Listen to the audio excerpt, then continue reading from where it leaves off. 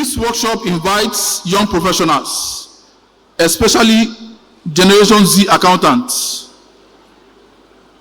to wrestle with bold questions. How do I stay authentic online without compromising my professional integrity? Social media has become a powerful amplifier for both opportunities and risks.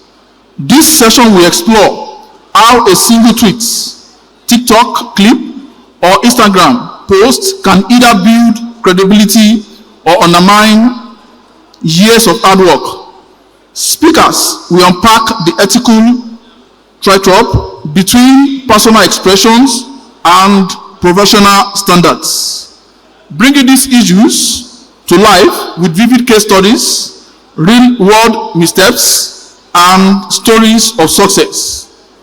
Participants will also be introduced to practical technology solutions, including 1, social media monitoring platforms to track online presence, 2, digital reputations management tools in terms of brand yourself, Google alerts to watch red flags early. Then the third point, privacy enhancing technology to safeguard personal data. More than a lecture, this will be a conversation about choices and consequences framed within clear ethical frameworks and professional codes of conduct. By the end, attendees will leave not just with tools, but with a renewed sense of responsibility to lead with integrity, even in the fast, viral world of social media. What are the framing questions? The framing question for engagement: what's the biggest risk to your career from one careless post? Can authenticity online ever clash with professionalism? How do you draw the line? Then, of course, what digital tools do you personally use or need to protect your reputation? And I think that's a very valid synopsis. So, in commencing the session, I've mentioned it. The topic one more time is Gen Z accountants leading with integrity in the age of social media. So we're going to start the section now by bringing to the high table the chairman of the session, and of course, the man that is known with technology, the man that has a lot of things to do with technology. No other person than our revered past president, in person of our past president, Dr. Razak Jayola, FCA. A round of applause for him, please. Popularly known as AJ Silicon.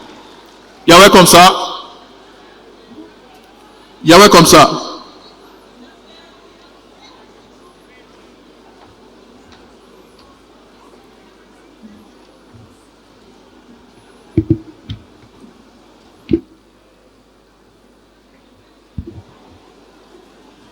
Okay, so I'll briefly take the profile of our revered past president in person of Alhaji Dr. Razak Jayola, FCA, PhD, ACFE, then CRRSC.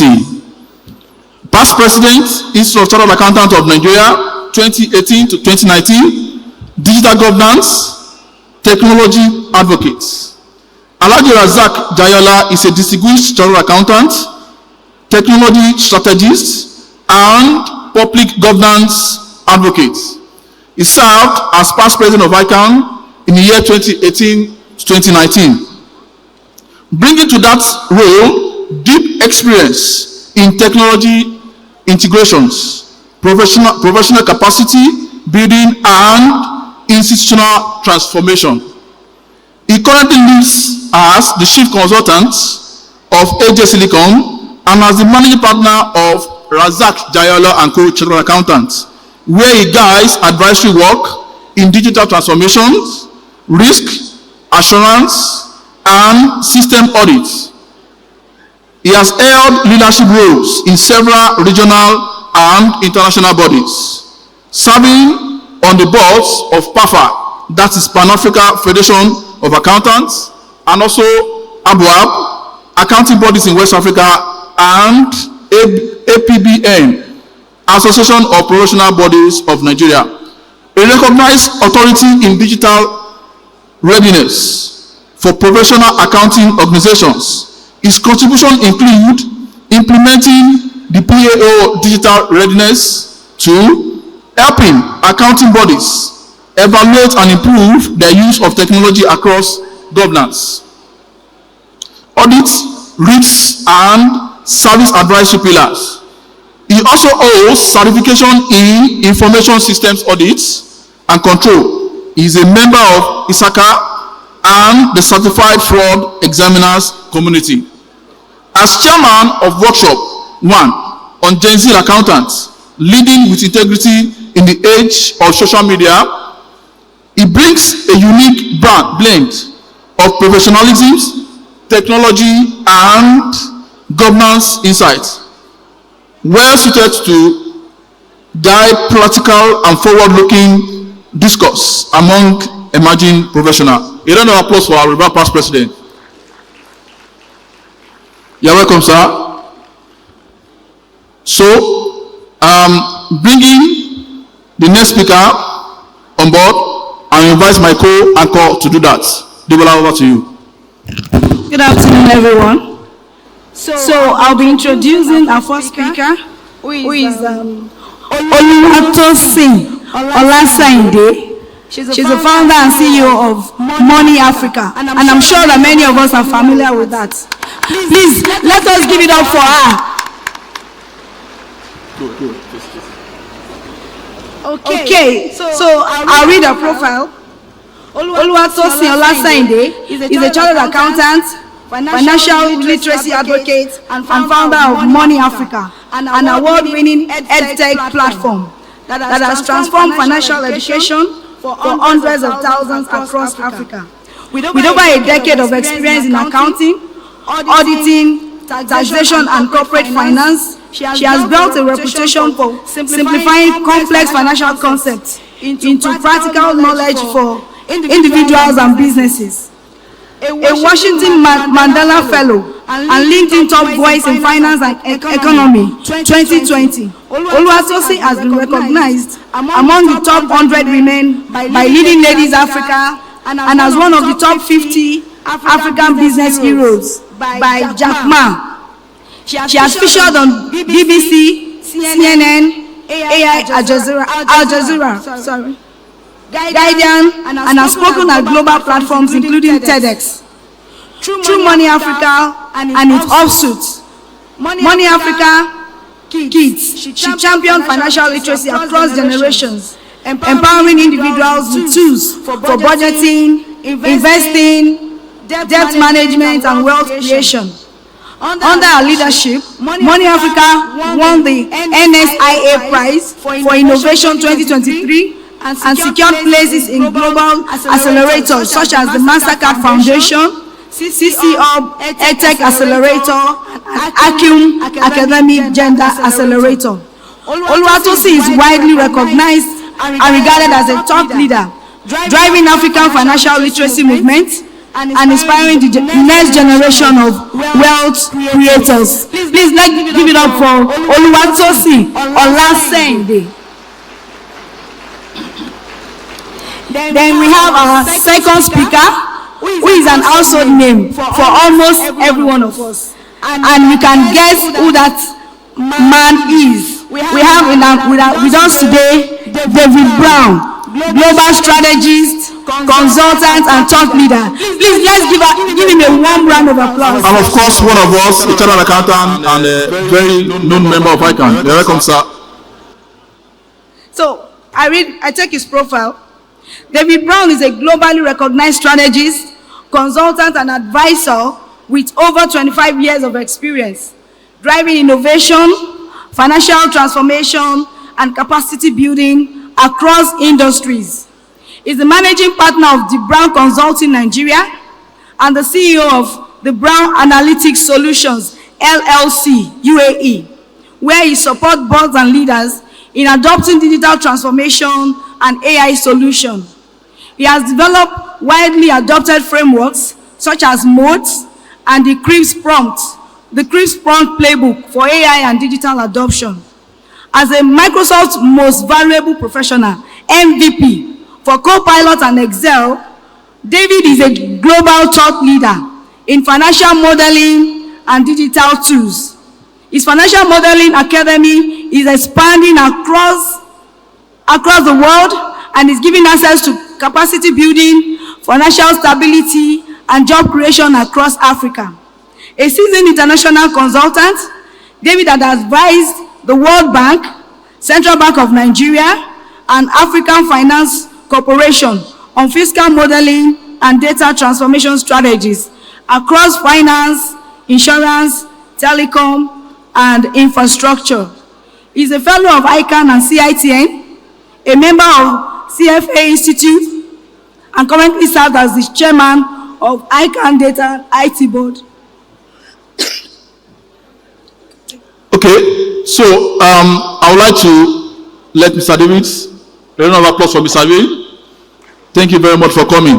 So at this junction, I would like to leave the podium for the chairman to be able to steer this session in person of our revered past president, Alhaji Razak Dayola, FCA. Over to you, sir.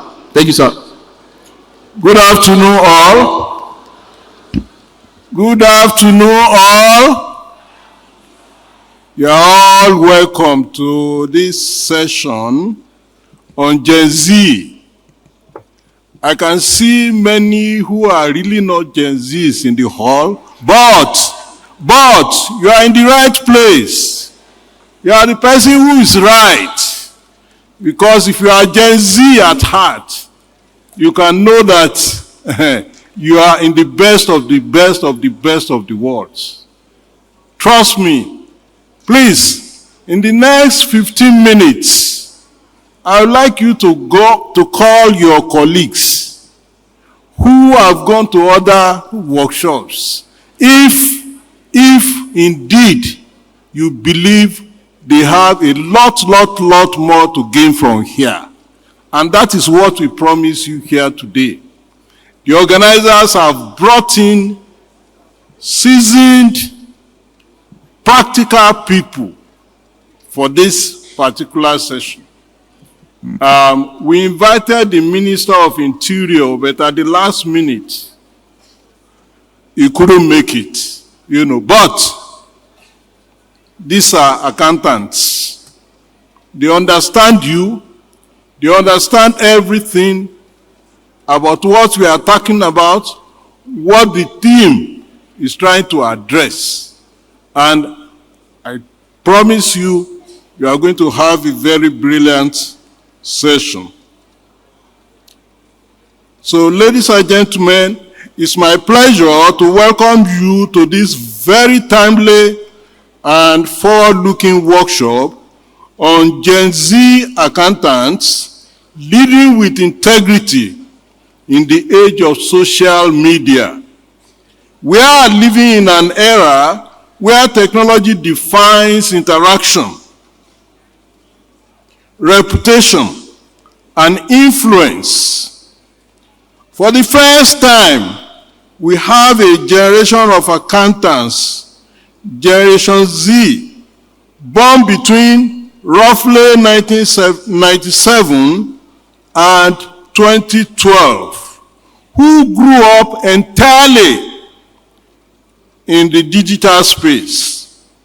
They are bold, innovative, globally connected, and driven by visibility and purpose. But as a social media shapes communication and career identity, it also tests one of the most fundamental pillars of our profession. What's that pillar? What's the pillar of our profession? Integrity. Okay? In the past, the accountant's ethics were judged by work done behind the desk. Today, they are visible to the world through our posts, our comments, and our conduct online. The question, therefore, is, how do we preserve professional integrity and ethical leadership in a world that thrives on digital expression? This session will explore how Gen Z accountants can build credibility, lead with authenticity, and uphold trust in the age of social media. Our distinguished speakers will help us navigate this balance, showing how digital fluency and ethical discipline can coexist to shape a stronger, more transparent profession. As we begin, I encourage open dialogue and reflection. The strength of our profession lies not just in our technical expertise, but in our ability to lead responsibly in every sphere, including the digital one. Thank you very much. On that note, I will now call on Oluwatosin to give us a 10-minute brief on the theme of this particular topic. After her, David will do a 20-minute presentation. After that presentation, Tosin will go back again to add more to what she has said. Then we will now spend about 40 minutes taking questions from the audience. It promises to be very, very exciting. Thank you very much. Over to you, Tosin. As you like it. It's better that way.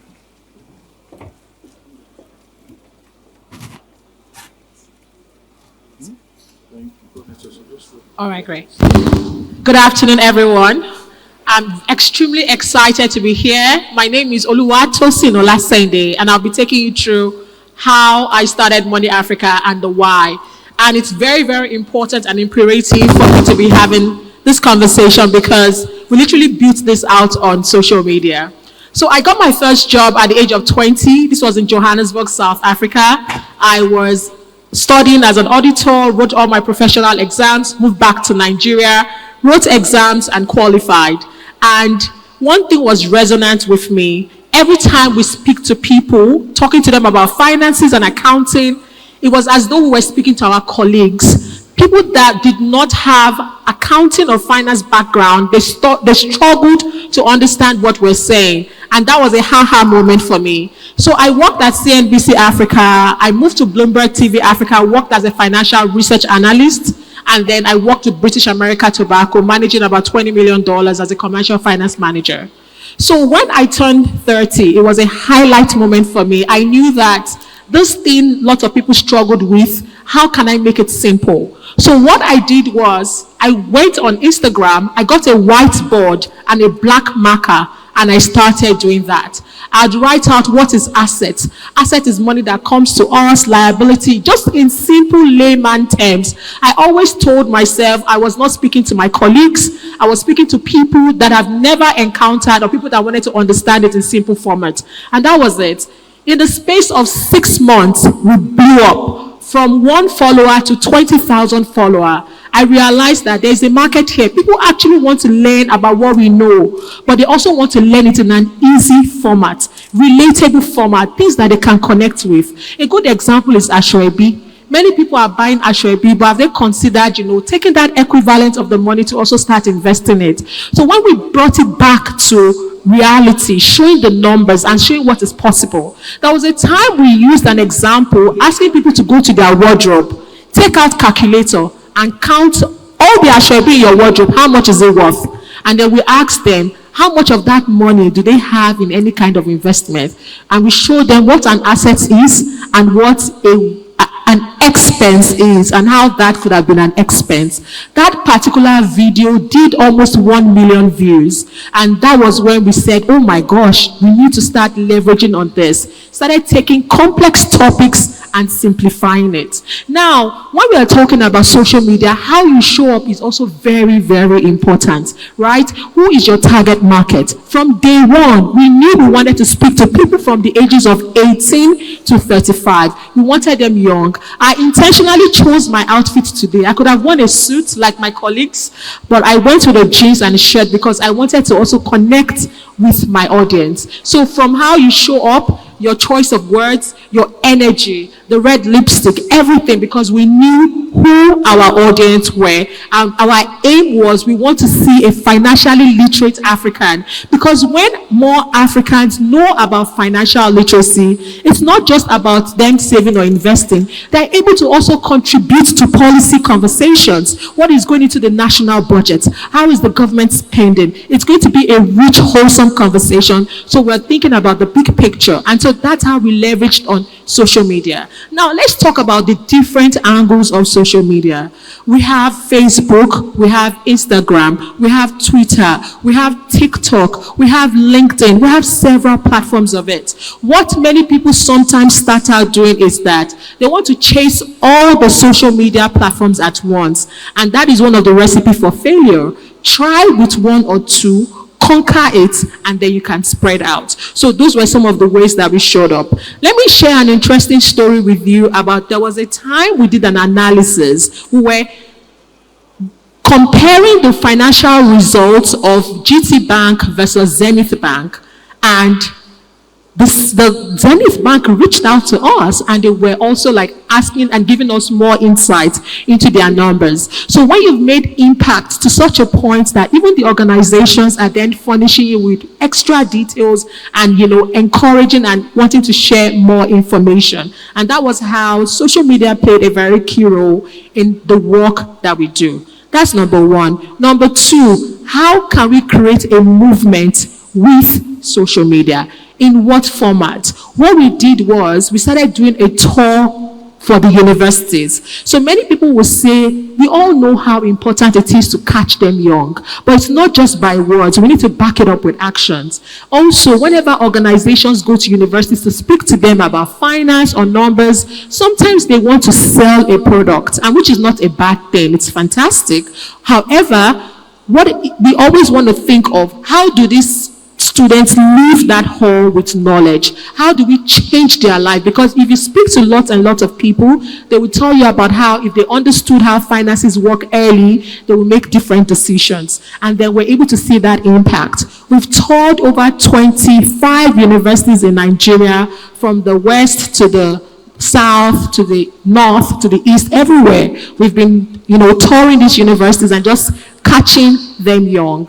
Now, still talking about the impact of social media and how we can leverage it in order to share integrity and accountability, is also just even showing people what options are available. When I was in Queen's College and loved accounting, I did not know that I could have become a tech founder leveraging on finance. I did not know that option exists. But with the beautiful thing about finance, we're everywhere. They need us in the mosque. They need us in the church. They need us in the hospital. We have such a versatile skill that is, as long as there's money involved, you need an accountant. So how do we then just continue to share the knowledge behind it? The breaking down the complex parts, educating people, and showing what is possible. So, 1 minute. Now, the next one is, integrity is the new leadership currency. People look and judge and create perception by the integrity behind it, right? So when you are talking about the finances and about the numbers, it's very important that the accuracy is intact. It's also very important that we are not used as a tool to push certain narratives. There are times when, for instance, you will see forex companies reach out to people that are on social media educating about finance. They want to use us as a tool, and we all know that there are certain businesses that are Ponzi's and that will not work out. So we have to hold on to that integrity and refuse to be used as a tool. So every time you put your word there as the numbers, you're not only representing yourself, you're representing your community, you're representing the institutions. It's bigger than yourself. So that integrity must be critical. And we hold ourselves in the highest standard when we're sharing information. We're not used as a tool to get the outcome that they desire. So accuracy is extremely important, and also integrity every time we show up. Speaking about showing up with accuracy and integrity, when COVID happened, we didn't know it was going to happen. Everybody was at home. We were at the forefront of it, just basically breaking down the numbers. We saw what happened on the Nigerian Stock Exchange. Zenith Bank went all the way to like a 16 naira per share stock. You saw the US stock market take a dove dive. All these markets were literally crumbling. People were looking and asking for direction.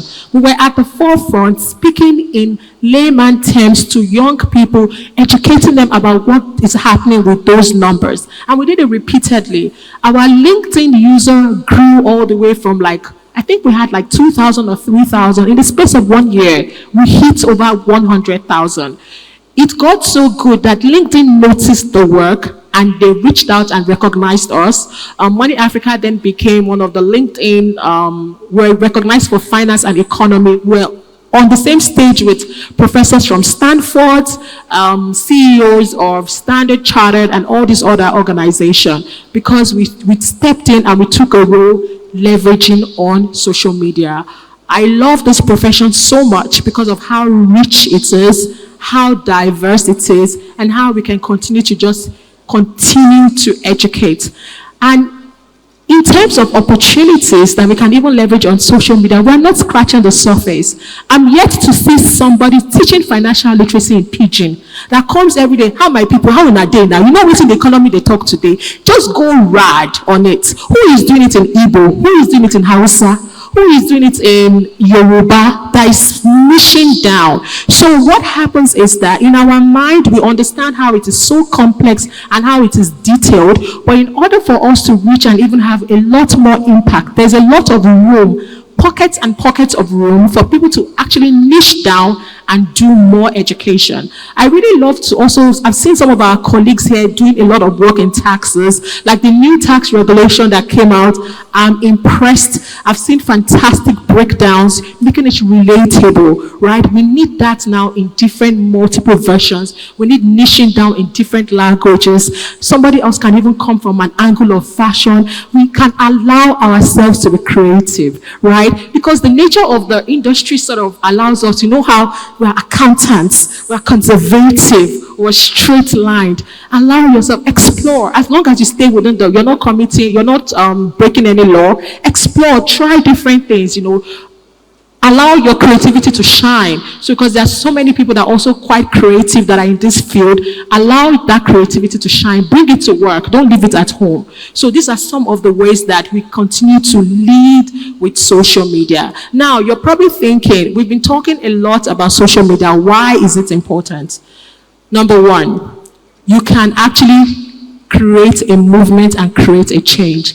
Many people have learnt more about how their finances work.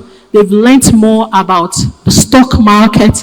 They've learnt more about how to read financial statements from people educating, leveraging on social media. They might have not gotten it because it is not in their core. They finished as lawyers. They finished as doctors, or even all these different fields. But thanks to leveraging on social media, they're able to gain this knowledge. Number two, why is it important? We help people to engage in seemingly complex conversations. We've broken it down to a point where they can actually relate and connect with us. Number three, you can create jobs. We employ over 26 people, and it all started from us wanting to explore and leverage this route. All right, so with these few words of mine, I hope I've been able to convince you about how social media can help. Thank you.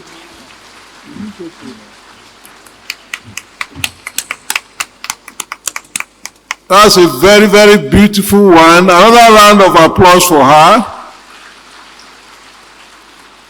Thank you very much. So she has addressed the topic Gen Z accountants, leading with integrity in the age of social media. Let's quickly move to David to do his presentation. Thank you.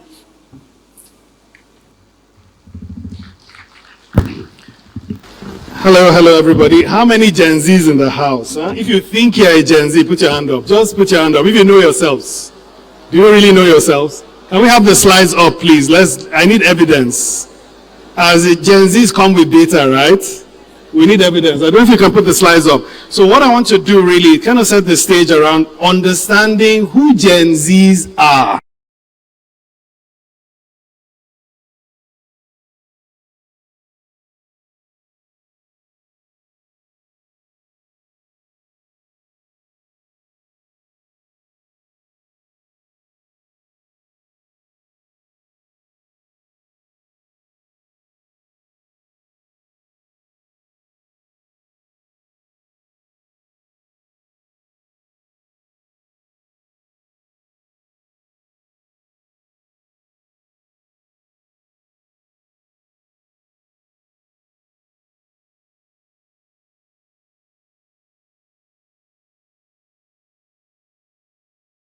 So I'm going to talk about here, if you can. Now, I know the internet is very poor here.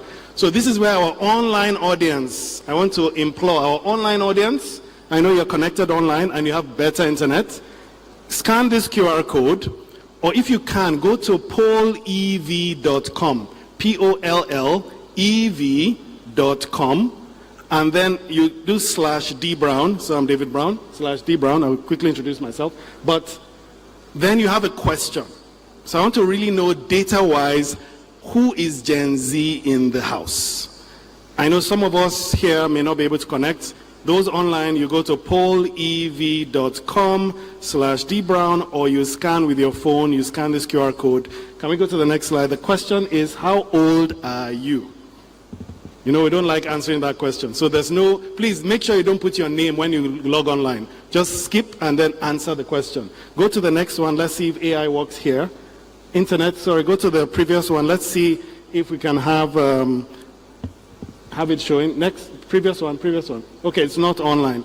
All right, so question is, how old are you? So can we go to the next slide? So if you look at these generations, we say Gen Z, guess what? There's also Gen Alpha and Gen Beta.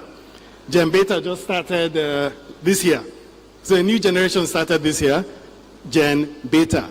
If you're born 2025, you're not Gen Alpha. Gen Alpha hasn't entered the workforce yet. They're coming. If you're crying about Gen Z, I don't even know. Gen Alpha, you need to be ready. So Gen Alpha, if you are 30 years and below, you are Gen Z. 30 years and below. So I'll ask again, how many Gen Zs in the house? 30 years and below. The hands have reduced. So you were thinking you were Gen Z before, and you are millennials. Oh, sorry. 30 years and below Gen Z. So the Gen Zs are not here. Hands up. Let me know who I'm talking to. Yes? So there's a lot of misconceptions. People don't understand the power of Gen Z. Right, so let's go to the next slide. Next. So I'll ask various other questions, but let's move on. We don't have time. Next. So this is just me, summary of me, what I do. I have many hats. The hat I'm having here is being the accountant and being the mentor. So I'm a chartered accountant, chartered tax, chartered management, member of CFA Institute, plenty alphabets. So I like to just call myself David Brown. No alphabets, right? So at the end of the day, this is where I work. D Brown Consulting for almost 20 years now, provide training and consulting services. And our focus is really getting young people to become self-employed, to become employers of labor themselves, right from the start.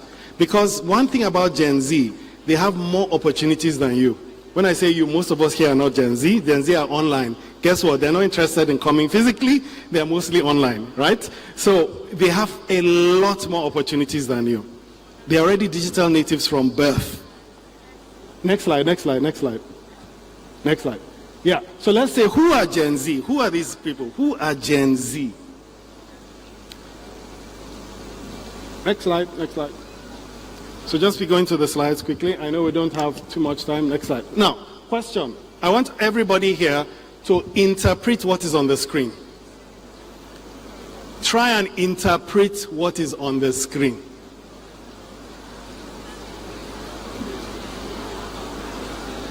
So for those that can't see the screen, let me read it out. I don't even understand it. OMG, that fit was pure gas. No cap. I'm so delulu that you are farm. And then there's one emoji with a crying face. Who can interpret that? If you are sure you can interpret it 100%, hands up. Wow. You are managing Gen Z. All of you here are managing Gen Z. Who can interpret this? Only 1, 2, wow, 3. Up here, nobody? This is their language. You think it's English? It's English, some form of English. But if there are Gen Zs in the house, they understand this 100%. Right? This is their language. Now, there is a Gen Z dictionary. Who knows? Who has seen the Gen Z dictionary? There is a Gen Z dictionary. So I'm pulling out from the Gen Z dictionary. Let's go to the next slide. So the explanation of this, next slide. The Gen Z dictionary. At least OMG, we know that. Oh my God, right? We know oh my God. Yes, we got that one. Then that fit was pure gas. What does that mean? They said fit refers to cool outfits. So fit is cool outfits. Then, or someone overall vibe. And then gas means it is excellent, it is awesome. This is English but Gen Z, right? And then no cap. What does no cap mean? An expression meaning no lie or seriousness or seriously, right? I am delulu means I am delusional, but not delusional in delusional sense, delusional in happy. I'm interpreting Gen Z to you, right? Then you are fam. I didn't even understand what fam, but then fam means family. So you are family, all right? And then loudly crying emoji. I'm a millennial, Gen X millennial. When somebody is crying, something is wrong, isn't it? Well, no, this means they're very happy. So can you go back to go to one slide back? So one slide back, let's see the statement again. So this is the Gen Z dictionary, right? So now you understand how to translate. So I wanted to use this to kind of describe that they have their own world. They have their own language. You can see two Gen Zs in the same place and they don't talk to each other. They are texting each other in the same place. Please, Gen Z, can you just shout out if that's true? Some are saying yes, okay. Right, so if that is the case and you are their manager and you don't understand their language, it's like you are speaking French, they are speaking German, and you're in the same office. Why wouldn't you think, oh, what is wrong with these people? Nothing is wrong with them. We need to learn what are those benefits from them. So what I will do, let's go next slide. There's a contextual emoji used, there's layered slang, and then there's new meaning inside their meaning, which you need to understand. So there's a lot of misconceptions, there's a lot of, this is what this person said, but this is what they meant. And this is a big thing. So can we go to the next slide? If you don't mind having the technology at the front, that would be great. All right. Next slide, next slide. Now, what I'm going to do here is I am not Gen Z, but I'm Gen Z at heart, just like our chairman said. Can you give him a hand for that? Because it's true. You have to be Gen Z at heart. How many of you are currently using AI? Just put your hands up. Your employer will not know, don't worry. Who is currently using AI? Who is currently using AI at work? You see, they are afraid. They don't want their employer to know. A Gen Z person, let me give you one story. I have so many funny stories. I had a chat with someone in investment banking. and I was talking about some Gen Z issues that we had. I said, I had to go myself to the client's office to apologize to the clients and say, okay, I know the implications of this, but our staff probably may not know contextually that implication. And then he said, he understands fine. A colleague of his was telling him about a Gen Z. Brilliant kid. Let's call him, I don't know, let's call him Tosin. So brilliant kid. Tosin was employed, brilliant. He was doing some investment banking, and there was a very important meeting the next day. Very important meeting around 2 o'clock. He was supposed to be part of the presenters. The next day came, around 11 o'clock, Tosin disappeared. He now appeared at 4 p.m. He left from 11 o'clock to 4 p.m. This is real life. They're like, of course they were very mad, they were very angry. What the heck, what's going on? He said he went to cut his hair. He went to have a haircut in that important meeting. They were now shouting and stuff. He said, look, please, please, please. I'm leaving. They didn't understand what he meant. He left. He didn't come back to work. He left. At the end of the day, they are not interested in your long-term work. To them, there are certain values that they look for in work, in employment. If you don't have it, they're not interested. They're not waiting to get another job for them to leave. So he left. After like a week, HR is like, okay, if you're leaving, please, there's a process for exit. Can you come back and follow the process? Not interested. He shipped their laptop to them. Now, I did some interviews here yesterday.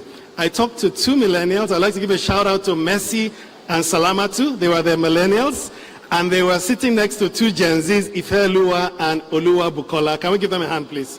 They're somewhere here. So I asked them a question. Can we click just one click? So I said, okay, what is Gen Z to you? So the millennials, they had one summary answer. They said Gen Zs are rude. Now, of course, we had 2 Gen Zs there to say, look, they said they are rude. As in, they explained why that communication is a big issue for them. They have certain things, they just say a few words and that's rude. But so, aren't they just being direct? They say, yes, they're being direct, but there's no emotional intelligence. I'm like, yes, probably because they grew up in the internet, they grew up texting, just messaging and stuff. They didn't really have as much interpersonal relationship like you and I. Everything was digital.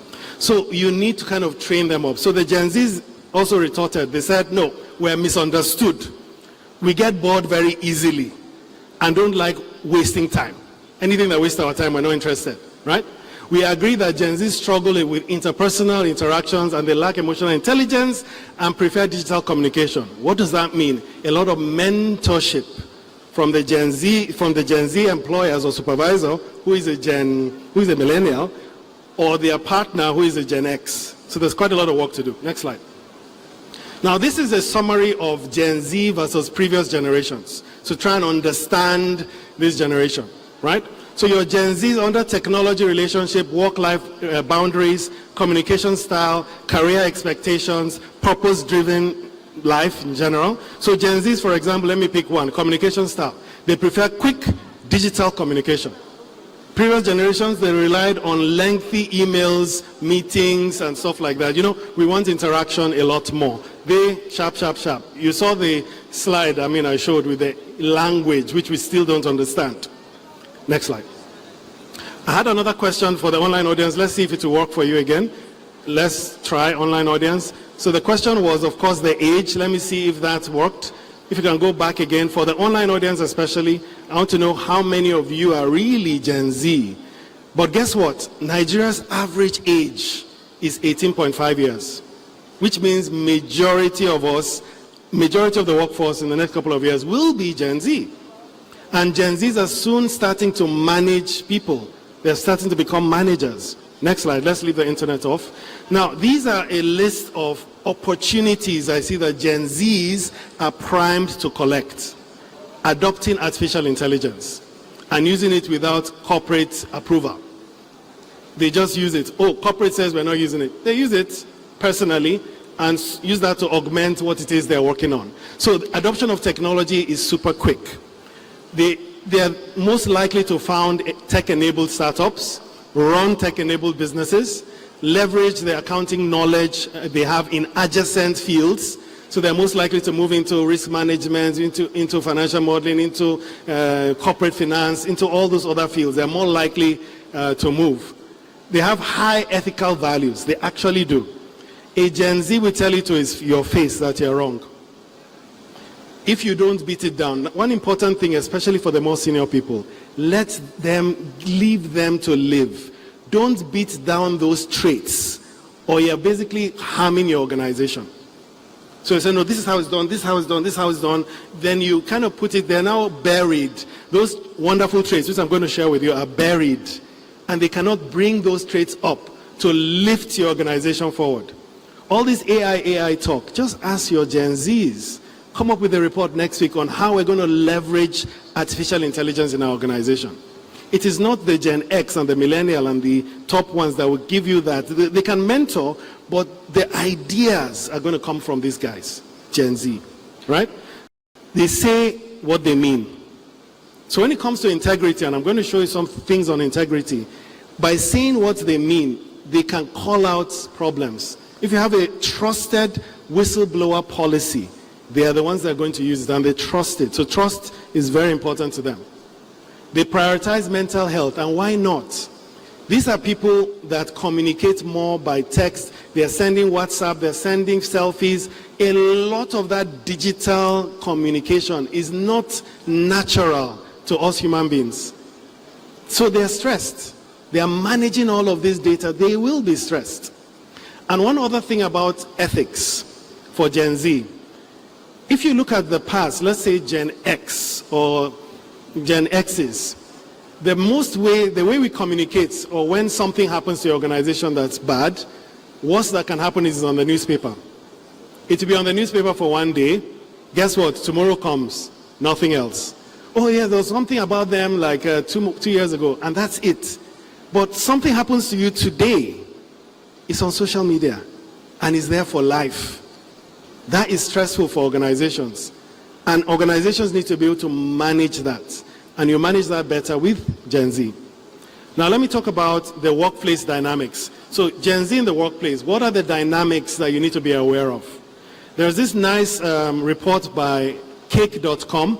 So it's a company, they do various analytics, and they did a report on Gen Z effects and the workforce evaluation. So you could go check that out. But for me, the main qualities of savviness, fresh perspectives, diversity awareness, efficiency focus, and transparency expectations.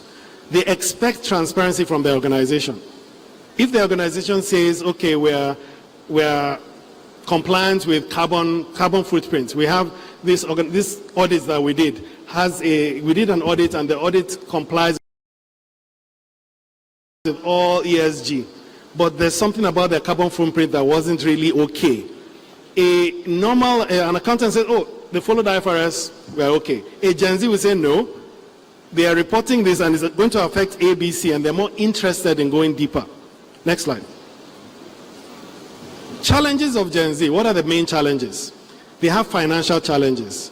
Quite a lot of Gen Zs are still supporting their siblings. They're Gen Alpha and Gen Alpha. They're supporting them through school. They're doing one or two things. They're supporting their family. Gen Zs, a lot of them coming into the workforce are the first people to actually come into a 9-to-5 workforce. So they have a lot of challenges because, of course, they're starting at the bottom level. They don't have enough money. But there is a lot of high turnover. They leave quickly. You annoy them, they leave. That's a big issue. It's a negative trait, but that's part of what you need to deal with. You have experience gap. You have over-reliance on technology. So everything technology, let's make it faster. They don't have as much solid foundation as they should have. And that is your job as managers, your jobs as leaders to kind of build that up. Culture clash. There's always a huge culture clash. So expectations of your manager, oh, we're in tax season. It's end of the month, we're in tax season. You guys need to start closing late, unfortunately, for the next 1 week. 5 o'clock, your Gen Z has left. And then you, the manager, that doesn't do the normal calculations, are now doing tax calculations that you left 4 years ago. Which manager has that situation? You are doing jobs that you shouldn't be doing because your Gen Z is not around. And if you push very hard, the guy will just leave. What can you do? Right? So it's a culture clash. And then professional communications. They communicate directly, but sometimes you're talking to a client, you need to be diplomatic in your words. So there's training to be done there. They don't speak like that in a more diplomatic, emotionally intelligent way. Straight to the point. How do you manage that? Right. So there's emotional and operational dynamics that I've put together that you will look at. But let's go to the integrity space. I want to go deeper into Gen Z and integrity, which is what we're saying. We're saying Gen Z accountants leading with integrity in the age of social media. Again, I had a question for the online audience, but let's move on. In one word, describe the biggest integrity challenge facing our profession. So just think about that. That was the question I wanted us to do digitally. What is the biggest integrity challenge facing our profession? If you think about that, but let me show you some things in the news. So a couple of months ago, our international body were complaining about how the Big Four and many other firms are not managing the Gen Z dynamic well and causing issues around quality of reports. There were some reports about a year or so ago. A couple of months ago, big accountancy firms fall into monitoring AI's impacts on audit. So AI, as I said, is a Gen Z space. They are the key ones doing AI. But AI's effect on audit seems to be a problem. There are certain issues that are arising in audits. This came out in July. On Monday, this one came out, just this Monday, a couple of days ago. Deloitte Australia were fined, or not fined really, they did a job for the Australian government, and there was about $440,000, and they saw a lot of wrong, or how will I call it, inaccuracies in the report. Why? Because they use AI as part of that report, and AI hallucinates. I hope you know that AI lies sometimes. They're purpose aligned. They align their purpose with their clients. So there's super benefits of being Gen Z. And it's left to us as an organization to be able to harness that. If you can put the last slide up. Put the last slide, my conclusion. Last slide, go to the last slide. Last slide, let's go on. So my main conclusion is this. Last slide, yeah. Back one slide, yeah. So Gen Z, yeah. So Gen Z's integrity, they have integrity, is inbuilt. The key thing is they need to know why. You can't just tell them to do stuff. Tell them why. Why are you doing that? Why should you do it? They are unwilling to just follow orders, right? But they look inwards. You need to look inwards and embrace Gen Z's positive traits while mentoring and coaching them to better manage those challenges they have. Gen Z are here to stay. They're going to rule, and you need to basically take full advantage of all the wonderful things they bring to the table. Thank you very much.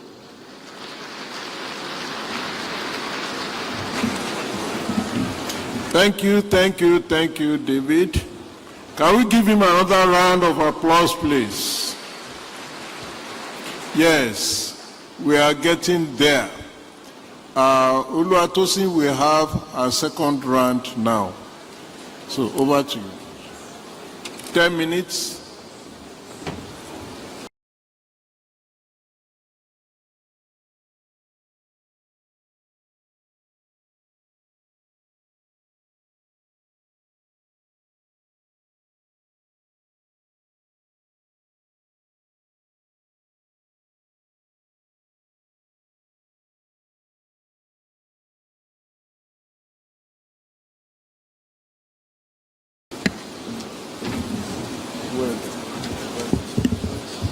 So I'm fighting with the organizers because my own slide will not come up.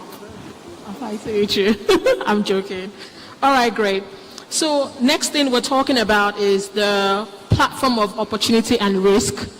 Visibility is a blessing for any person leveraging on social media to share their work in accounting, finance, or any of that thing.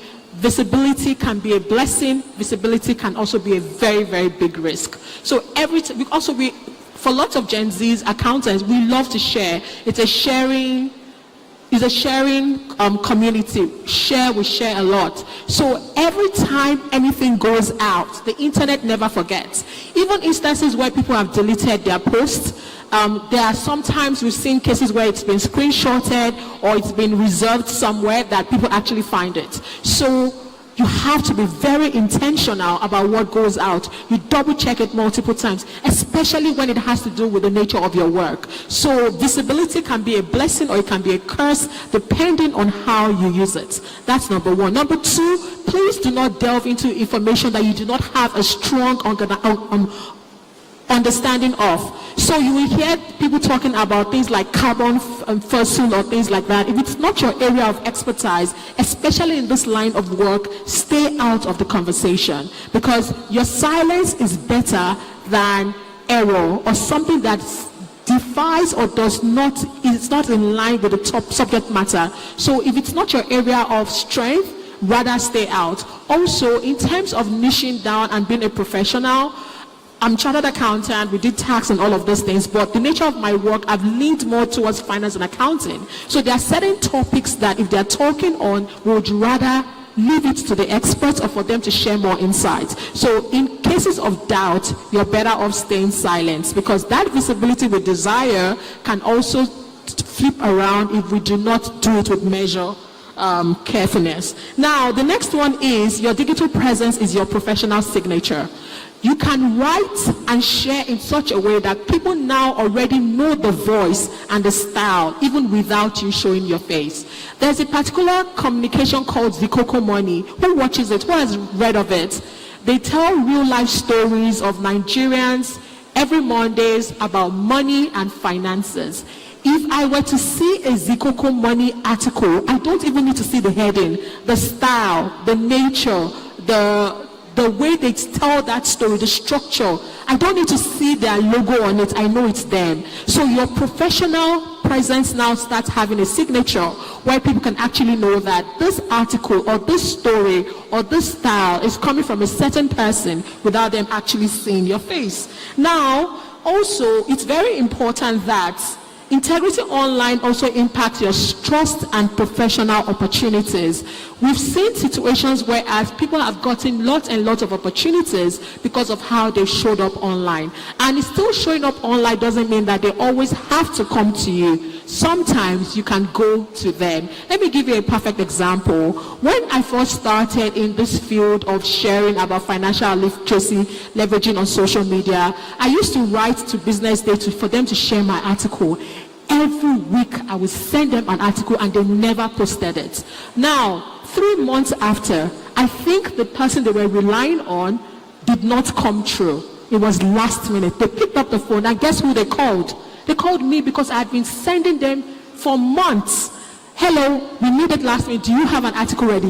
Of course I have. I have hundreds of articles ready. I've been writing for you for months. And that was it. That was how they started posting the work. So consistency also plays a very critical role. So showing up online, you don't always have to wait for the opportunities. You can also go to the opportunities, reach out to them, send your work, send your article, tag Bloomberg, tag CNBC, go for the global platforms, reach out to them. Then they could also come back to you. So many people wait for the opportunities to come to them, forgetting that they can also go to them on social media to share their knowledge. If you also work on an interesting project that doesn't have a lot of work shined on it, or like a niche work, and there's a high demand of it as well, don't wait for them to come to you. You did something interesting, go relatability, right? Also, professionalism ensures that we are respected and that we are consistent.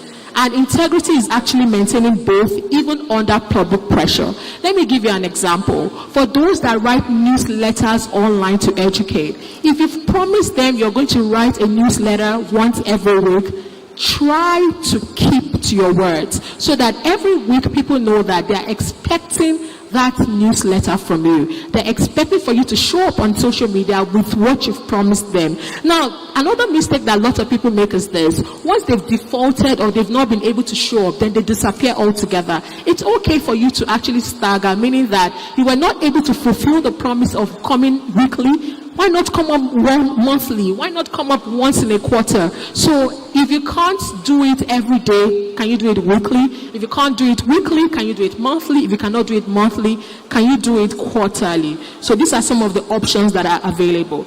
Also, managing your digital reputation. Now, everybody needs to start treating reputation as an asset. That is, you are in front of it and you are managing it. How many people here have Google alerts for their companies or for their personal names? Do you have a Google alert for your company or for your personal name? We should all have Google alerts for it, so that if anything comes up about you, your business, your work, or anything, you hear of it first. So it's one of the ways that you can also track your reputation. Who randomly Googles about themselves to see what people are saying about their work, their company, or anything that is tied to them? How often do you ever do that? You should do it. Randomly search. You will be so surprised. Randomly search and track, where is my name being mentioned? Have you ever asked people if they shared opportunities with you and you asked them, who mentioned my name? Has anybody ever tried to track it? Please, you should be checking, asking, and trying to track, where is it being mentioned, who mentioned it, where is my work being shared, and how can I get it out there? At the end of the day, we're using social media as a positive tool to spread the work that we do, to also show our presence, and to also share it with others. So we want to play a role in the driver's seat by sitting down in the driver's seat and ensuring that you are in control and you know exactly what is going on. Next slide. Ethics in the digital age, professional codes still applying online. So if we're talking about our digital activity, we also have to look at the ethical framework of the accounting profession, and integrity is not situational, it is a lifestyle. So let me give you a perfect example. Many people think that when we're talking about integrity, it only has to be with anything that is finance related. But this also boils down and spirals into other kind of conversations. People can create a permutation from that conversation to this conversation. So even with your other conversations, ask yourself, if they were to share this screenshot of this conversation on my professional accountant group that I wrote it, will I be proud of it? If that conversation was to come up on the front page of a newspaper, will I be proud of it? So even if the conversation is not finance related, even right down to other kind of conversations, am I ethical? Am I holding myself on the highest standard? Am I showing integrity? It's very and extremely important. Now, before I round up, for those that are hoping to transition into other roles, we got nominated into the Young Global Leader by the World Economic Forum, and I was in a lot of shock when I found out the amount of research that goes on before you get nominated for those kind of opportunities. So we've said it multiple times, and just trying to reinstate that your social media is like it's like your walking CV. Please be extremely careful, be extremely cautious. When we are talking about being careful and being cautious, we are not saying be timid. We're not saying hold back your personality. No, we're saying you want to show up every day, so that even if a board of directors are trying to choose who their chairman is and they were to go online, you want what they see online to be a fair representation of who you present yourself to be. It is not just social media. It is much, much bigger than that. And social media can open doors that is totally unbelievable, and it could also shut doors in ways that we could not even comprehend. So, closing thoughts, let your digital voice reflect your professional excellence. Build a brand anchored in credibility and ethics. In every post, in every comment, and in every collaboration, lead with integrity. And if you think that you are not building your brand online, guess what? Somebody is building it for you. So you might as well be in the forefront of showing up with integrity. Thank you. Thank you so much. Oluwatoyin has done a great job. Please give her another round of applause.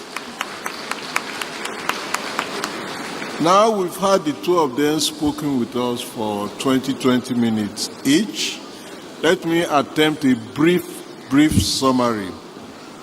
Oluwatoyin said that leading with social media, allow your creativity to shine, break it down in simple format, using different social media platforms to thrive.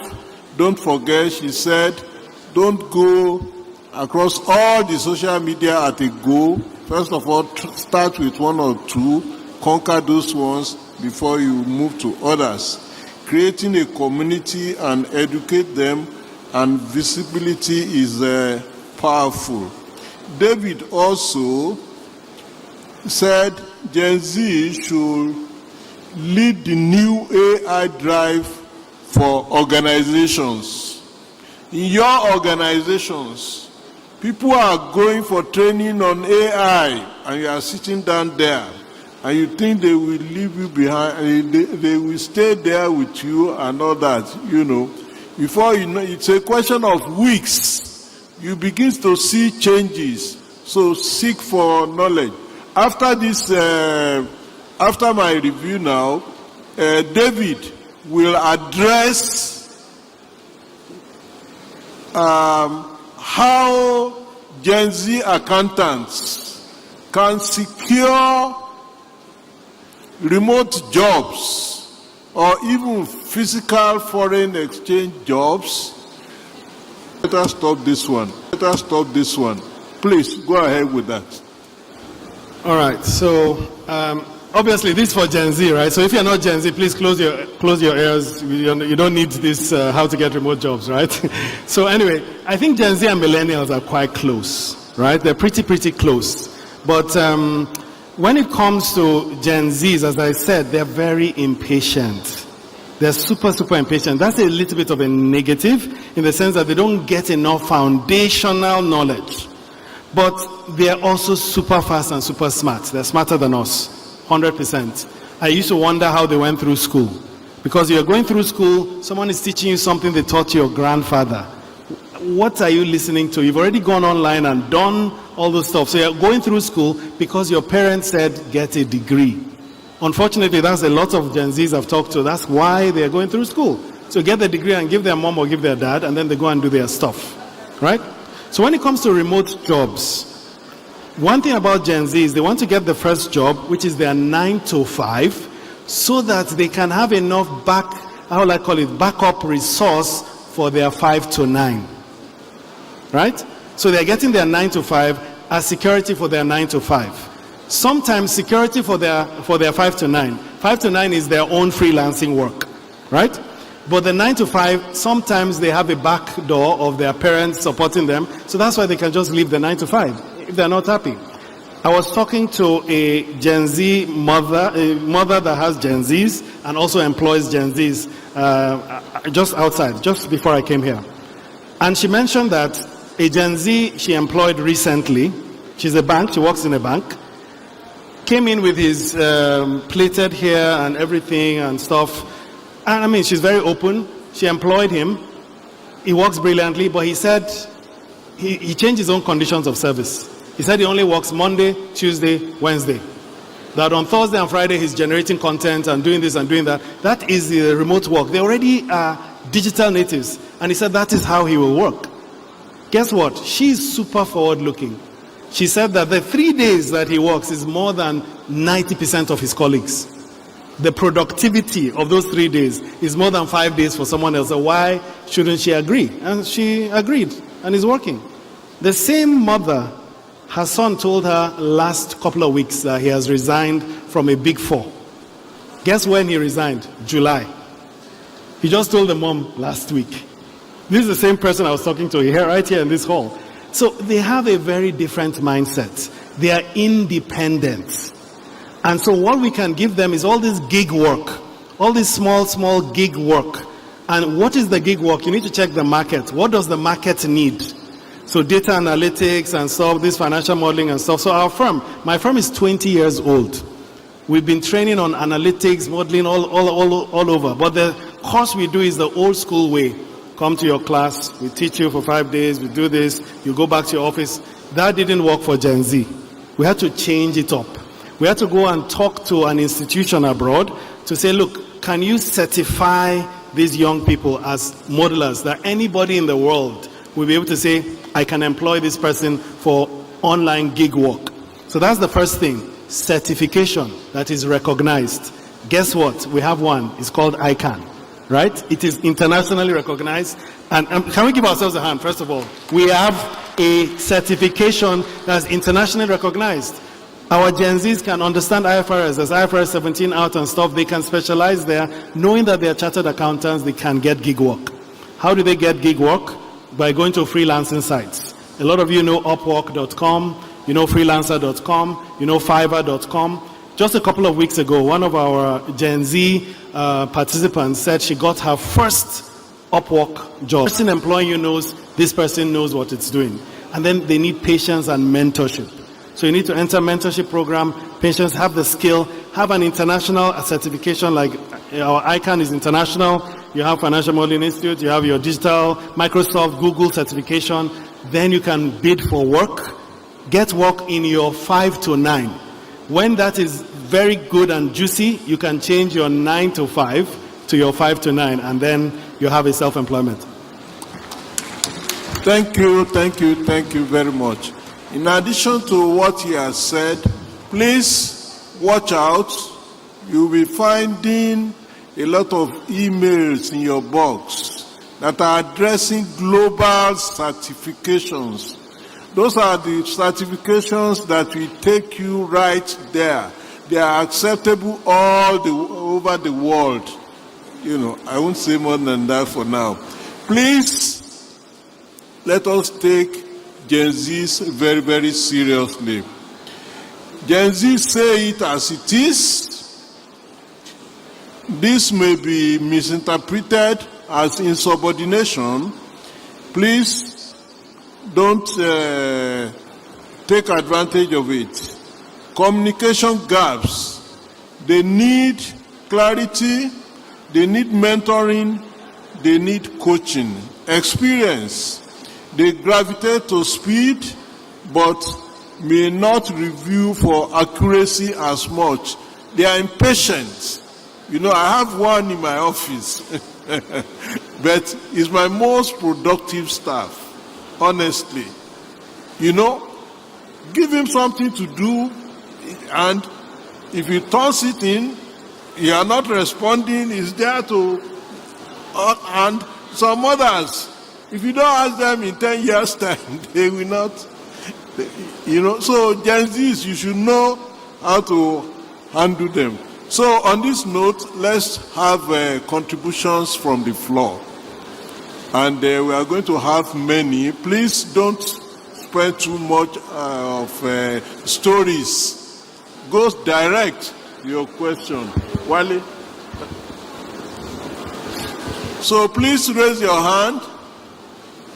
Do you have any? So we are now on questions. How many questions, Mr. Chairman? How many questions should we entertain? We have 4. We have plenty. Okay, so let's take 4 first. okay, 4 questions. Probably we'll take 2 from here. Then we'll take another 2 from here. So you can just come forward. Number 1. Okay, you can come. We'd like to have some so that we can balance it. Some member, your name, your membership number, and please go straight to the question. Don't give us another lecture. Your name, your membership number, then try to go straight to your question. Debola, Mike. Thank you. My name is Afolabi Abidin, MB 028677. My question is, when Mr. David was talking, he was discussing niche work. What does that mean? That is what. Niche work. Number 2, can we have the slides, either the one given or the one not given, from the 2 speakers? The first question, you have to repeat it. In the course of your discussion, you were mentioning niche work. That's what I heard. Maybe it was niche or snitch. Okay. Am I understood? Yeah, thank you. Good afternoon. Good afternoon, sir. Yeah. Go ahead. My name is Abib Akitunde, MB 062534. Yes, MB 062534. My question goes thus. What are the available or possible niches that newbies can dive into? Or let me put it this way, what are the common problems that companies need to get solved? So that's my question. Thank you very much, sir. Thank you. Thank you so much. My name is Stella Fincho Jacob. I have two questions. Partly, one of the persons who spoke have asked the question if we can get materials that were presented. And my second concern here is that I am a public servant. I work in with an organization, with a public organization. And I am also a digital creator. I have accounts on Facebook and Instagram. I put up a lot of things on my page. But recently, someone started questioning me. I'm so glad that this topic, Gen Z accountants, came up today. I'm not a Gen Z, but I believe I am because I redefined or rediscovered myself within the Gen Z's age group. And I have a Gen Z as a daughter. So I am so happy. I want to know how my appearance, what risks I stand. Because two of my retired directors told me, as a professional accountant, my pictures are not supposed to be online. And I felt, and I'm also a civil servant, I went through the public service rule, I didn't see anything like that. So please, I want to know what risks I'm exposed to if I get a remote job. I mean professional risks now, not my public service risks, sir. Thank you so much. Thank you. Thank you. Who is going first? Okay, you can go.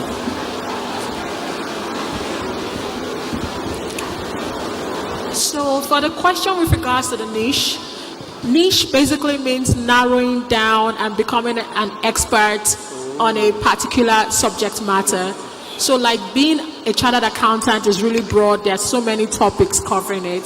So you can literally just take one aspect of it, say it over and over and over again till you're known as an authority in that space. So an example will be, so for instance, for those that want to do simplified tax, they are known for it, they've niched down, they are no more looking at the broad picture, and they've chosen it. You can even niche further down and just say, I just want to be known for personal income tax. So niching just basically means taking a segment of that field, narrow down and be the expert on it, so that whenever they talk about the topic, your name is the number one or number top three that they're thinking about. Thanks. Thank you.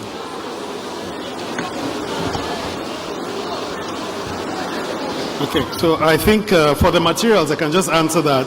I'm sure ICAN is going to send an email with all the resources and stuff attached, so you'll get those slides. We talked about what Habib asked, what are the common problems that companies need solved? What are the common problems that companies need solved? You asked an excellent question, because if you do want to niche down or you want to solve, you need to solve a problem. There's no point trying to start up something as an accountant where there is no market. Yes? There's no market. There's no market in what it is you want. The problem has to have a market. So, for example, the main problem I think is data. A lot of companies have been wanting to move to the digital age forever. So there's digital transformation. But guess what? The world has now moved on. There's AI. Now, do you know the big problem people have with artificial intelligence is because we haven't fixed the digital transformation problem. Why? Because artificial intelligence, you're going to take all that AI you're using online, bring it to your house being your company, and it will look through all the data in your house and be able to then advise you on what to do. That is AI. But when your house has, let me give you an example, you save a file, final, something final, then final, then final. How many of us have done that? You have four versions of the same file. Final. Which one will AI read to know that, okay, this is what I'm going to use to then advise you? So companies have a big mess of data that they need to clean up so that they can then train AI for AI to then solve their problems faster. Gen Zs are primed for that. So even if it's just data cleanup, every company has that problem. If it's analytics, every company has that problem, right? So those are examples.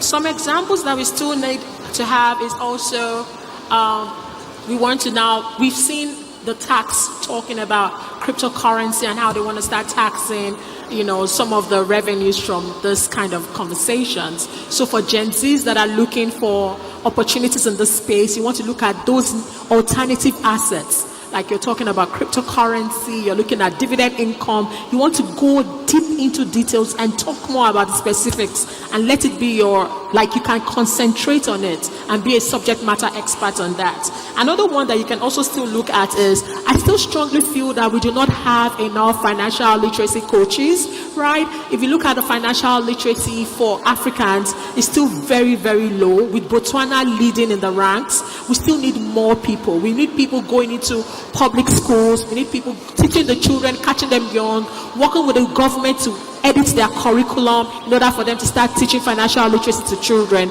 So there's still lots and lots of opportunities that is still there for those that want to go into it. Yeah. Thank you very much. Just one more question.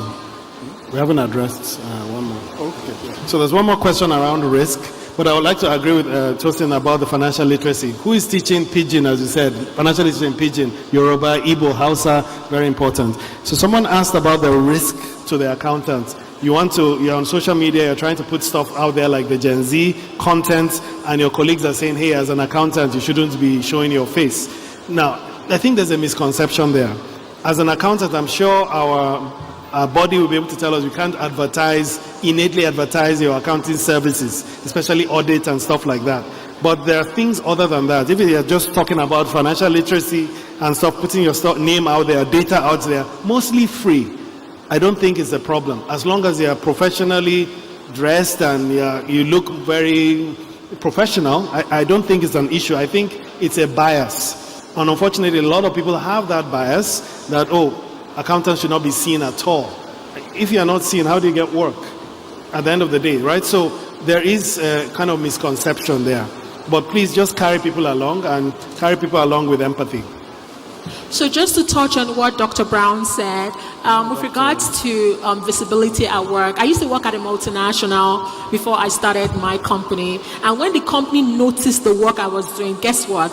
They brought me up to start taking it within the company. And I've seen it happen for a couple of other companies. Now, I'm speaking for the private sector. I know that for the public sector, it might be, guided by different sets of rules. But it helps. It highlights your works, and they usually encourage and support you. Before I ask for further questions, I have two questions that I want the panelists to address. The first has to do with on integrity and professionalism. How does integrity translate in the digital space, especially for young accountants who are constantly online? The second question is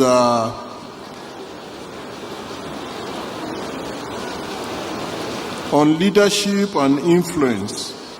How can Gen Z accountants rise into leadership positions without compromising their authenticity or values? Can we have David first? Okay. So let me say, for the integrity, how does that translate in the digital space? I mentioned already that I think the Gen Zs have the most integrity of all the generations. Now, why do I say that? Because even though my millennials, the ones I interviewed yesterday, said they are rude, they need to manage how they say things, right? But they're just saying things like that. They say it as it is, right? And it may sound rude, but at the end of the day, they're not afraid of their job, which is not really a good thing. They can leave tomorrow. And unfortunately, you can see something on social media about how bad their boss was, right? And what they did and stuff, and probably they bring evidence. That is, will I say that's integrity? They are showing up fraudulent practices, right? But they're doing it in a not so diplomatic way. But it's still, when it comes to integrity, you think twice before doing something wrong with your Gen Zs seeing it and thinking about it. So you kind of think twice. But the approach, I know we need to manage that approach. So I think we can leverage this their gung-ho attitude, this their talking and understanding the why and saying it as it is, there's a way we can manage that and use it to enhance our profession's integrity levels. I think that's important. And you mentioned how does integrity translate in the digital space? I think that's basically the answer to that. Social media before, once something is on social media, you need proof, right? If you say something today and you didn't mean it, 2 years from now, someone will bring it up. And I can tell you, it's the Gen Zs that will go and dig it up. And you'll be shocked and forget that you said this then. So you need to kind of be more careful about what it is you say. They say, oh, it's fake. People say it's fake, but there's a lot more self-consciousness about what we say because it's recorded. Everything is now recorded. I was talking to a partner, and I said, no, but you need to train your Gen Zs, give them, hard truths. He said, he's very spontaneous, and he knows, and it's a risk to the organization because he may say something terrible, and the Gen Z is recording, and he doesn't know. So you can see there's like a small fear around what it is we say, which is good and bad, but we need to take advantage of this Gen Z's digital first and act with integrity. So adding to online integrity, I wouldn't call their name, but there's a particular investment company on the continent that if they know that you're a serial loan taker and you do not pay back, they will not hire you to their financial management department. So for those that take online loans or do betting apps, sometimes these companies call out their customers online because they want to get the money back. So these are some of the ways to also look at it. You're thinking about your integrity, you're thinking about you being able to keep your jobs. So for serial online bettors that you're on the betting apps, you're constantly doing it, it might affect your role to be hired because they see it as a character flaw. So these are also things to actually watch out for. Yeah, and there was one other question by our chairman about leadership. So how do Gen Zs rise to leadership? I won't say Zuckerberg is a Gen Z, but of course, as a leader of Facebook then, he was probably one of the youngest staff in Facebook, right? And the key thing there is he took advantage of new technology and moved forward with it. We need to release our Gen Zs to lead in these new technologies. Lead with supervision. Right? So when there's the digital transformation and stuff, I was working with a client, I needed some real technical people. And I saw Gen X's and stuff who are more strategic. No, I wanted technical people, but there's the bigger strategic people that came to the technical training. No, send your Gen Zs.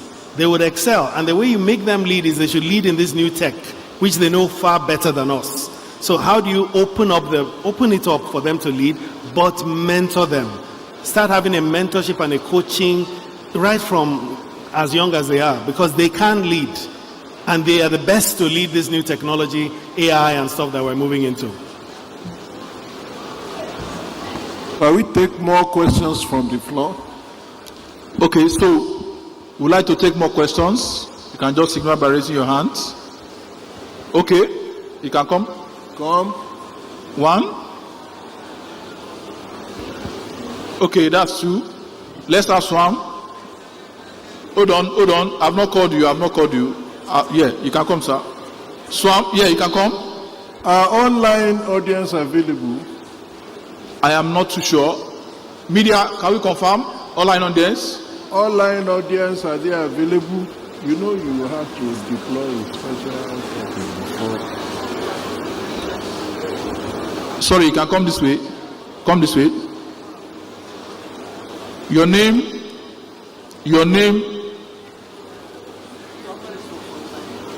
Okay. Your name, your membership number, straight to the question. Thank you. Thank you very much. My name is Juliet.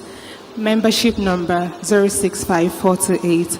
So Madam Tosin mentioned when she was talking about leveraging social media, people who would interpret finances in different languages, using different social media. She also mentioned fashion, and that caught me. So from my view, I've never really connected fashion and finance, not seen any gateway. So I'll be glad if you link it up in any way, fashion and finance. Thank you, ma'am. Thank you. Good afternoon. My name is Festus Samuel, MBO 65977. My question is about integrity that we've been talking about. I was given a power bank that was written 20,000 mAh as the capacity, but I got to realize that the capacity of the power bank is not up to what was written. To me, when we talk about integrity as an institution, but that was carried out, it's a question that I really need to ask because it bothers my mind. Thank you. Thank you. Thank you, Samuel. Good afternoon. My name is Sule David. Membership number 039061. Yeah, my question is about using AI or like ChatGPT and others to prepare financial. Please, the session is on. To prepare people at the back, excuse us.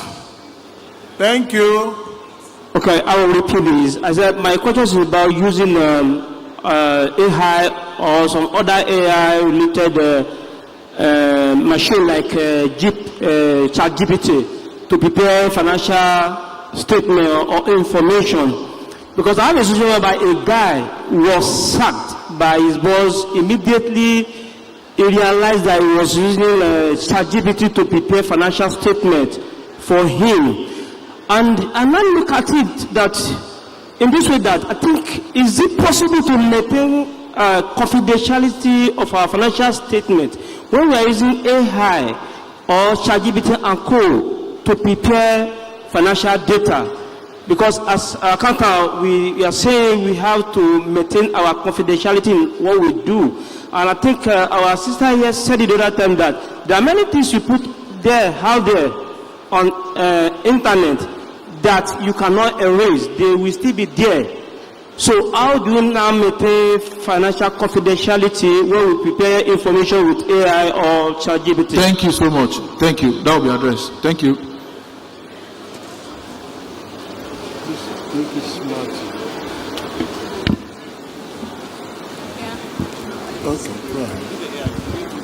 Yes, I'll take the lady with the fashion and I'll just talk with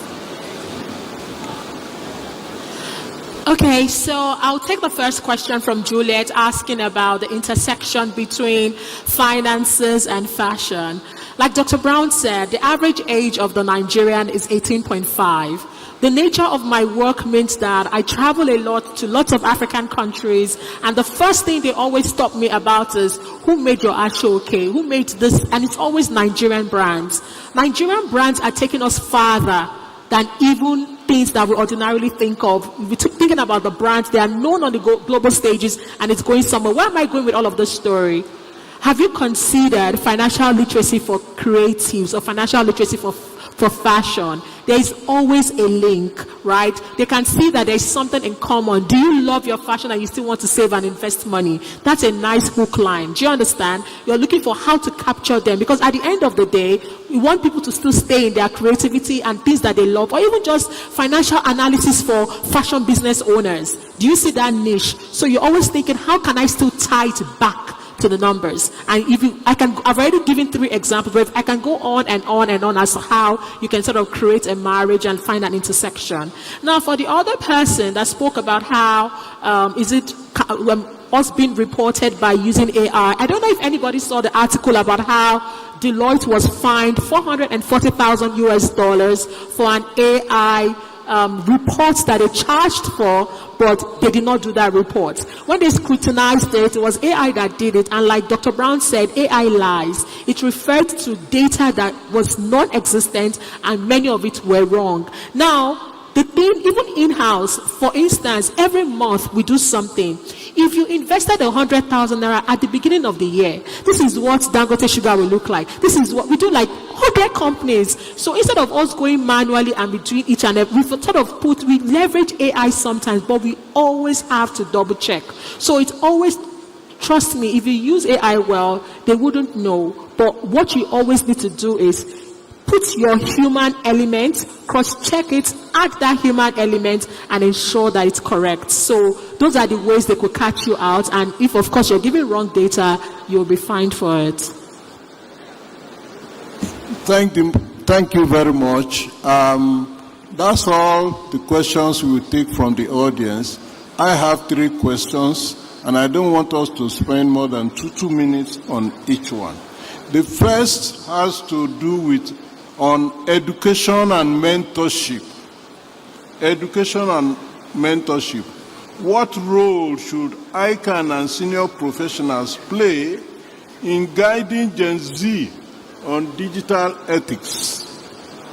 What role should ICAN and senior professionals play in guiding Gen Z on digital ethics and professional branding? The second one is on opportunity and challenge. What are the common digital integrity pitfalls accountants fall into, and how can they be avoided? What are the most common digital integrity pitfalls that accountants fall into, and how can they be avoided? And the last one is on the future of the profession.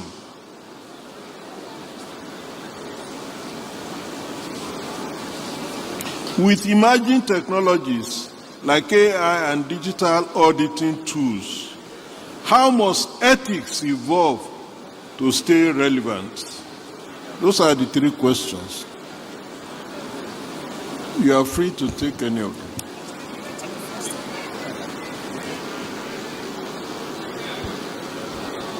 So I'll just quickly typing them all. Let me just take the first. What role should ICAN and senior professionals play in guiding Gen Z on digital ethics and branding? Now, obviously, we would want to form a committee, but the key thing is how many Gen Zs are in that committee, right? It's extremely important that if we are talking about Gen Zs should be at the table. Right? So, I mean, we have so many powerful Gen Zs, and we don't realize it. So, that's the very first thing. Have Gen Zs at the table. What should ICAN senior professionals playing in guiding Gen Zs? Have Gen Zs at the table. Listen to them on the digital ethics and branding. Understand who Gen Zs are, knowing fully well that, look, they have no qualms in reporting things, in talking about issues. Right? I think ICAN should, I don't know if there's a whistleblower policy, I think there should be. I don't know. Key thing is to build trust among Gen Zs in using that, or even amongst all of us accountants in using that. How do you build trust? There are examples of how it has worked and how nobody knows who has sent it, if you know what I mean. There's a verification process that goes on. So building trust in the use of those tools, those ethic tools, and if some Gen Zs can be encouraged to use it, hopefully that will kind of build more trust in the tool. So ICAN already has those tools. Is how do we get Gen Zs involved? How do we get them at the table to be able to air their views, and let's learn from them?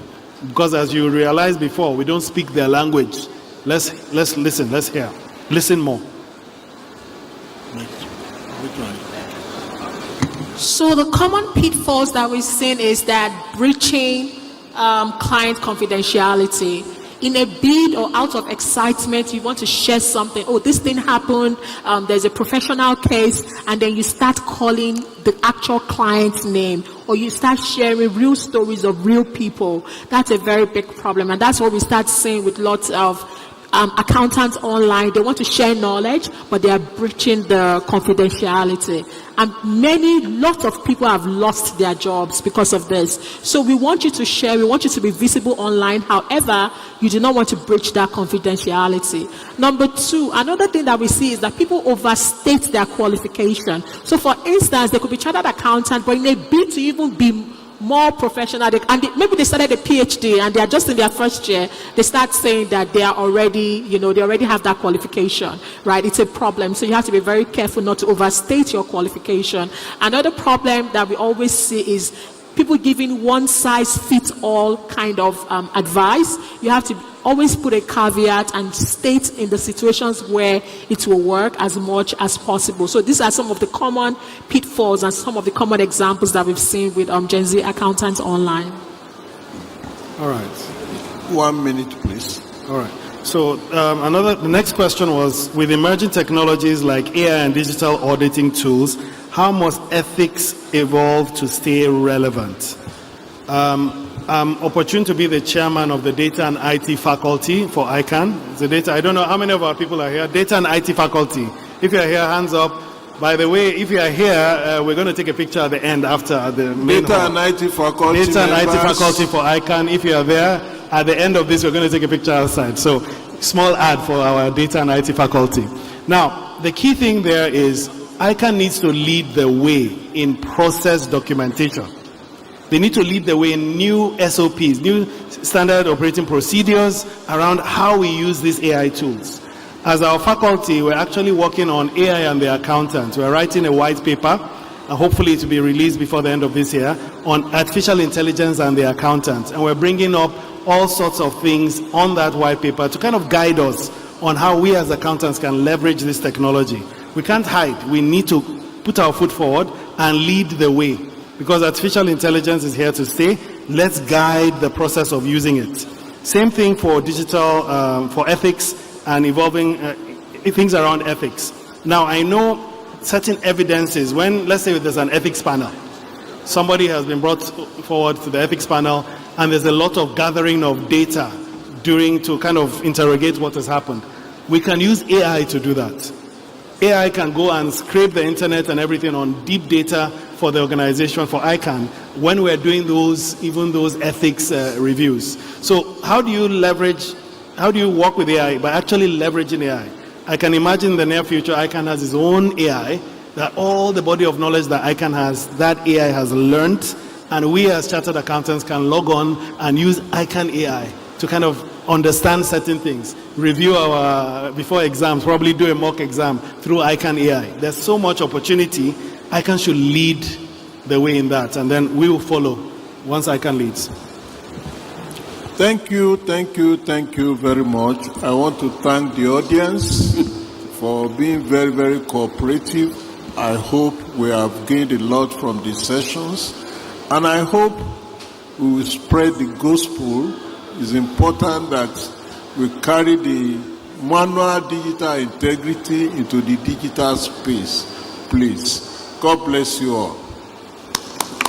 A round of applause for Mr. Chairman and also our speakers. So with that, we come to the end of this session. But before that, there will be need to appreciate our chairman and also the speakers.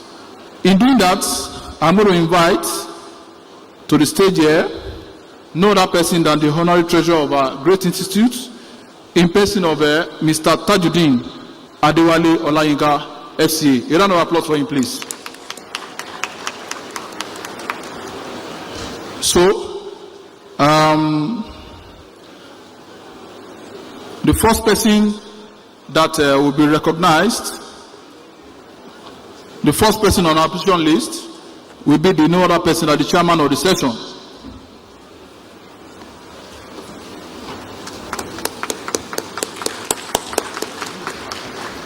The chairman of the session, our River Past President, Alhaji Razak Abdulrazak Dayola, FCA, AJ Silicon.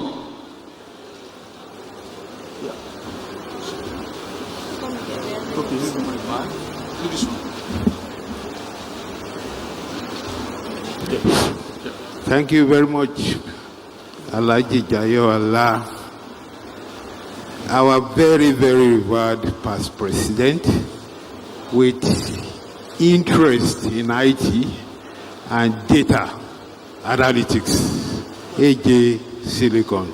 So that was a wonderful session, and it was well anchored by you.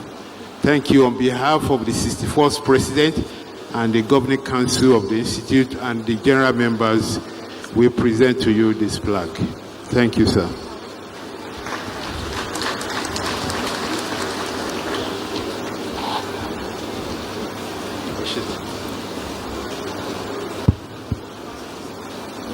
Okay, thank you very much. There's still more to do. I would like to call on Tosin, before my virtual friend, now physical friend.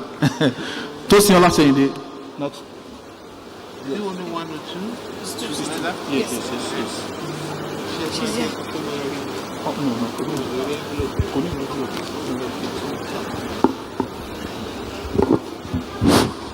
Thank you, Oluwatosin. Thank you very much.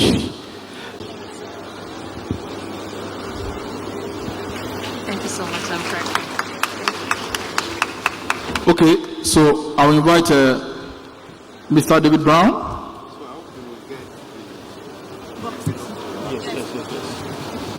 Yep. This is my chairman, Mr. David Brown. So he's the chairman of Data and IT faculty, and we enjoy all of you to join that faculty. He's provided wonderful leadership in that faculty. So I don't need to say too much because you have done very well, sir. And the information you have provided will help us to manage that transgenerational gap between the younger ones and the older ones, to mentor them and lead them. Thank you so much.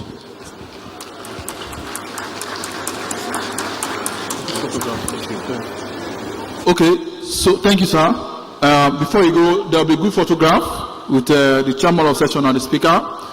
And of course, I would like to invite to the stage no other person than the 61st president of the legislative executive, in person of Mr. Larry Olasokomi, PhD FCA. Then also joining them also is the second deputy vice president of our institute, who also doubled as the chairman of the 55th AAC conference of ICAN.